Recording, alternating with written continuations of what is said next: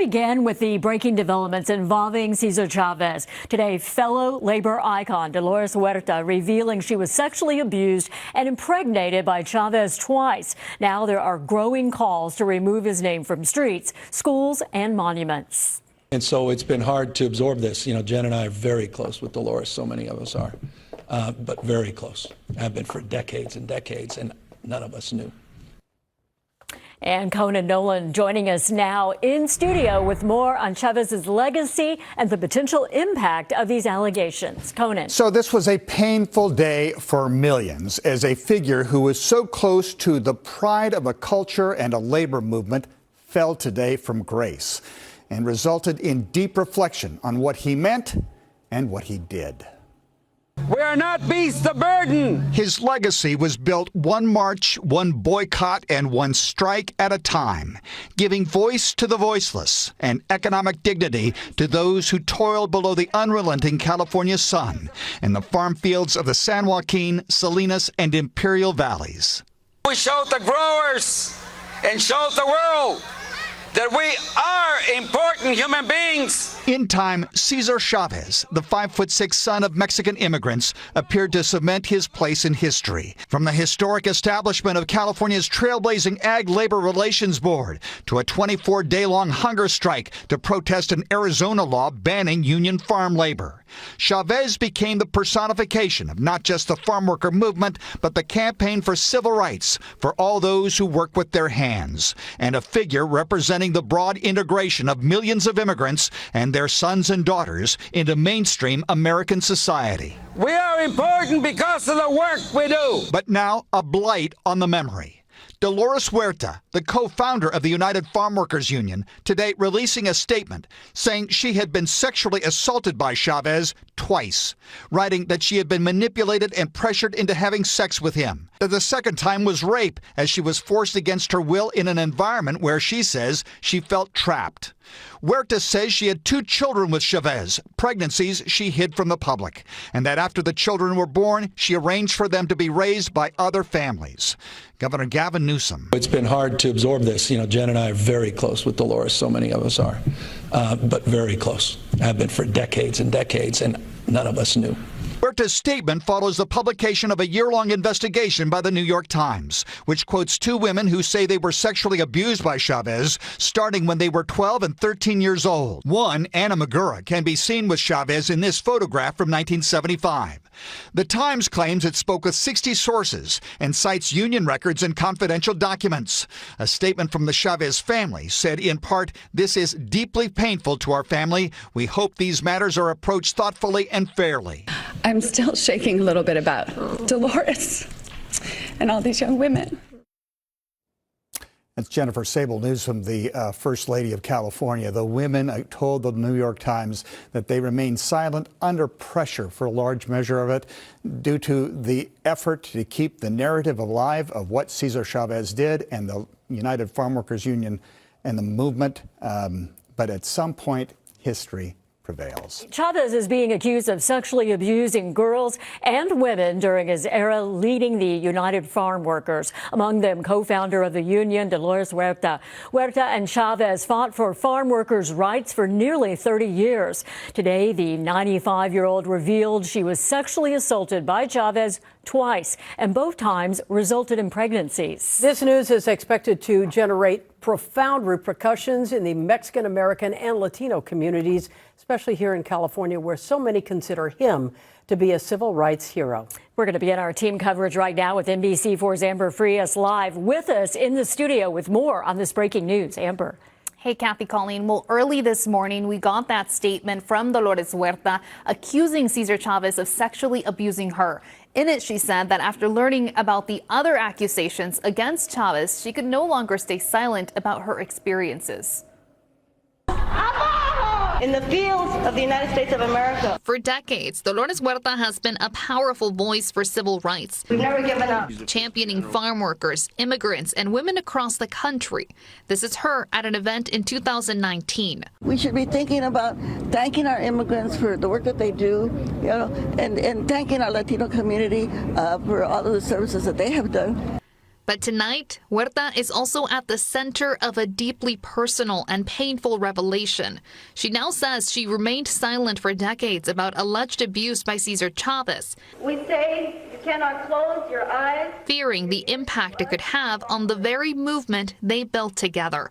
Her public statement follows a New York Times investigation in which Huerta and 2 women alleged abuse by Chavez. In her statement, she describes 2 separate encounters from the 1960s. She says, quote, "The first time I was manipulated and pressured into having sex with him, and I didn't feel I could say no because he was someone that I admired, my boss and the leader of the movement I had already devoted years of my life to. The second time, I was forced, against my will, and in an environment where I felt trapped," end quote. Huerta also says both encounters resulted in pregnancies. She says, quote, "I chose to keep my pregnancies secret, and after the children were born, I arranged for them to be raised by other families that could give them stable lives. Over the years, I have been fortunate to develop a deep relationship with these children, who are now close to my other children, their siblings," end quote. In a phone call, a spokesperson for Huerta said her 2 daughters learned she was their mother 20 years after their birth. The spokesperson told us they did not learn César Chávez was their father until 2019, after taking a 23andMe genetic test. The spokesperson also said they only learned the truth about their conception within the past several weeks. The Chavez family released a statement saying they were devastated by the news, adding, quote, "We wish peace and healing to the survivors and commend their courage to come forward. As a family steeped in the values of equity and justice, we honor the voices of those who feel unheard and who report sexual abuse," end quote. The allegations come as the United Farm Workers acknowledge what it calls serious and troubling claims involving Chavez. Reactions from across the country are continuing to emerge. I'm still shaking a little bit about Dolores and all these young women. So I want you to say something first, and I'll jump in. It's a lot. It's like we're living in really tough times, and, you know, this war on women isn't new. It goes way, way back centuries. Enough is enough. Now, as Huerta breaks her silence, her story is adding new weight to a complicated legacy. And I asked Dolores Huerta's spokesperson about how she was doing, and he told me she is dealing with a lot of emotions right now, and that her main focus right now is being there for the other survivors. Kathy, Colleen, I'll send it back to you. All right, Amber, thank you. We want to continue our coverage right now with NBC4's Lolita Lopez. She is joining us live on César Chávez Avenue, right in the heart of Boyle Heights. And Lolita, you have reaction.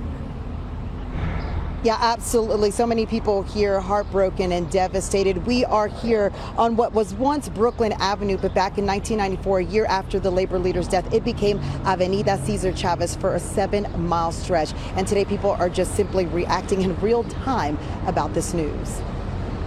The name César Chávez lives on streets, statues, murals, and schools like these in San Fernando, named after the labor leader who, together with Dolores Huerta, formed the United Farm Workers in 1962. It was the first successful farm workers union in U.S. history and transformed the lives of thousands of agricultural workers. The impact felt from the fields to dinner tables today. It's going to be pretty sad because, I mean, he's a historical figure for the Latino population. Jorge and Jackie having lunch along César Chávez Avenue in Boyle Heights, still trying to absorb revelations from Huerta that Chávez allegedly sexually assaulted her and fathered 2 daughters. This follows allegations surfacing from other women that Chávez, who died in 1993, abused them when they were younger. NBC has not been able to independently corroborate these allegations. I guess kind of have to be with it, with the shock of it and stuff, but as a woman, I mean, it's extremely sad. She did it to protect the cause, right? So, and it just shows her what a brave woman she is. None of us knew. And we were sharing all this. And so we're just, I think all of us are processing it. Governor Newsom, among government officials, labor groups, and local organizations also responding in near real time. Consensus focused on condemning any form of sexual violence and emphasizing that the continued struggle for equity and workers' rights is more than an individual name or one man. LA Mayor Karen Bass saying real progress requires more than moments of reckoning. It demands sustained action to dismantle social, cultural, economic, and political structures that have hurt women throughout our history. There's very few figures like him in the Latino community. Lecturer and historian Gregorio Luke says the reach of Chavez and Huerta's work is universal and broad. Of course, we cannot own any form of abuse, and this is something that has to be discussed. But I hope that this discussion doesn't involve erasing the contributions and the legacy that César and the movement represent. Now, even before Huerta spoke out about her past, events for César Chávez Day were canceled across the country. Here in California, that day is March 31st. We're hearing from different folks, including Cal Poly Pomona, who tell us that their César Chávez Day of Service will now be called the Spring Day of Service. We also heard from County Supervisor Hilda Solis from here in LA County, who's going to introduce a motion to explore renaming the county holiday and all county assets that bear César Chávez's name. And the Councilwoman Isabel Jurado, who represents this district here, also calling for name changes for any public locations and events that bear César Chávez's name here in the city of Los Angeles, very likely the very street we are standing on right now. In Boyle Heights, Lolita Lopez, NBC4 News. Now to our continuing coverage on the sexual abuse allegations against civil rights icon César Chávez. He is accused of sexually abusing young girls and women during his time as leader of the United Farm Workers, including another civil rights icon and co-founder of the union, Dolores Huerta. The allegations have sparked strong reaction from community members and leaders. NBC4's Christian Kaiser is live in Riverside now, where farm workers are also reacting. Christian. Well, Kathy and Colleen, several farm workers that we spoke to say today was a very emotional and also very heavy. Now, César Chávez's name, his image is all over the Inland Empire, including the statue that you see here behind me in downtown Riverside. Now, today, the accusations against the civil rights leader have brought out a lot of emotion from those who knew him. The harm done to one, it's a harm done to all. Community activist Luz Gallegos opening up today about the accusations of sexual abuse and rape against civil rights leader César Chávez, involving underage girls and fellow activist Dolores Huerta. It's a very heartening situation to learn of this truth, but we stand in solidarity with Dolores and the other compañeras that for years, decades, they live with this pain. Gallegos spearheads the Todec Legal Center in the Inland Empire, which was started by her parents who have strong ties to Chavez for years. The nonprofit organization, she says, was built to help immigrants and their families, many of them farm workers. But yeah, César definitely was the leader in a full force that, organized and fought for justice. Right. I have many memories, of meetings, of pickets, of marches, boycott, the great boycott and all of that, not eating grapes. Today, the organization continues to fight for farm worker rights, promoting education and even providing meals and aid to workers like Pedro Zacarias. It was a movement that allowed us to get breaks and created a union for us. It was a fight that took years, and it was major for all of us. But after allegations against the civil rights leader surfaced this week, many are now questioning the impact it will have on his legacy more than 30 years after his death. Because it's a legacy of movement, of so many people that put their life on the line to fight for farm worker justice. And we're still fighting. The fight is not over. La lucha sigue. And as we mentioned, César Chávez's name and image is all over the Inland Empire. Here in Riverside, you can see his statue, and there's also the César Chávez Rec Center. Tonight, a spokesperson with the city tells me they are aware of the alleged conduct and they're processing the next steps. We're live in Riverside. Christian Cáceres, NBC4 News. Dolores Huerta waited decades to come forward. It's an experience the experts say is common with survivors of sexual abuse.